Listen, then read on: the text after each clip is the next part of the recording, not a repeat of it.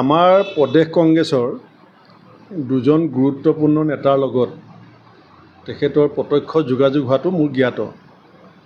এতিয়ালৈকে আমি কেন্দ্ৰীয় নেতৃত্বৰ সৈতে কথা পাতিব পৰা নাই। এইবাৰ আপুনি জানেই জিতেন্দ্ৰ সিং ডাঙৰীয়া বহুত ব্যস্ত আছিলে। মই অহা সপ্তাহত কেন্দ্ৰীয় নেতৃত্বক এই গোটেই ডেভেলপমেণ্টখিনি জনাম আৰু আমি নিশ্চিতভাৱে এটা যোগাত্মক সিদ্ধান্ত ল'বলৈ আমি গৈ আছোঁ। আহিবৰ কাৰণে বহুতে ইচ্ছা প্ৰকাশ কৰিছে। কেছ টু কেছ হ'ব। আমি মানে একেৰাহে আমুকক ল'ম তামুকক নলওঁ এনেকুৱা সিদ্ধান্ত এতিয়ালৈকে আমি ল'ব পৰা নাই। কেছ টু কেছ হয়তো কাৰোবাক আমি ল'ম, কাৰোবাক হয়তো নল'বও পাৰোঁ। সেইটো অকল মোৰ ওপৰতে নিৰ্ভৰ নকৰে। এটা সিদ্ধান্ত আমাৰ পলিটিকেল এফেয়াৰ্ছ কমিটিত হৈছিলে যে যিকোনো এজন ব্যক্তি জইনিঙৰ ক্ষেত্ৰত জিলা কংগ্ৰেছৰ মতামত লোৱাটো নিতান্ত প্ৰয়োজনীয়। সেই কথাটো কৈছে।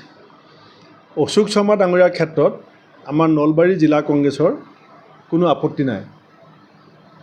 এতিয়ালৈকে মোক জিলা কংগ্ৰেছে যিটো মতামত দিছে, তেনেকৈ বাকী বহু নেতাই আমাক যোগাযোগ কৰিছে।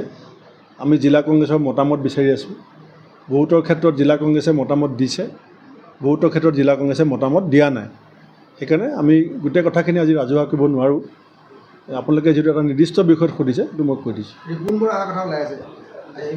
আনুষ্ঠানিক আলোচনা হোৱা নাই।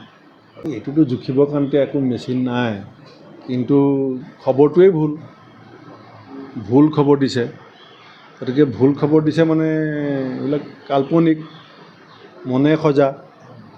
গতিকে কোন সঁচা কোন মিছা ক'বলৈ যোৱাৰ আগতে নিশ্চিতভাৱে ক'ব লাগিব যে খবৰটোৱেই ভুল। গতিকে ভুল খবৰ মানে তাৰ লগত লিংক নথকা মানুহ। কালি মুখ্যমন্ত্ৰী ৰাহুল গান্ধীৰ সম্পৰ্কত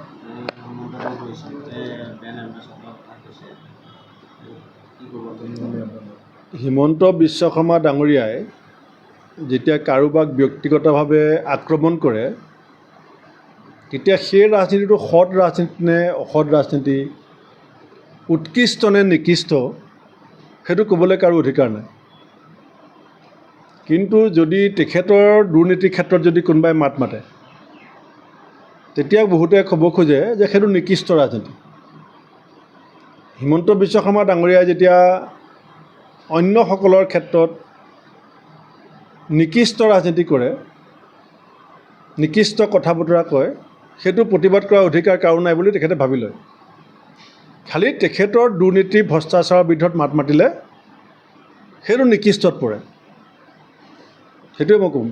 অখিল গগৈ ডাঙৰীয়াই কৈছে তেওঁ উপ নিৰ্বাচনত 5টা সমষ্টি খেলিব বুলি কৈছে। এই সম্পৰ্কত মোৰ ক'বলগীয়া একো নাই। বিৰোধীৰ প্ৰতি আপোনাৰ কেয়াৰ আছে নাই? মইতো বিৰোধী। যদি মই বিৰোধীক কেয়াৰ নকৰোঁ মই নিজকে কেয়াৰ নকৰোঁ। ময়ে বিৰোধী। মই বিৰোধীক যদি সন্মান নকৰোঁ মোক কোনে সন্মান কৰিব? গতিকে বিৰোধীতকৈ মুখ্যমন্ত্ৰীৰ প্ৰতি কেয়াৰটো হৈ থাকক দিয়ক। ক'বলৈতো চবৰে অধিকাৰ আছে। বাক স্বাধীনতা আপুনি কাক হাক দিব? হৈ থাকক।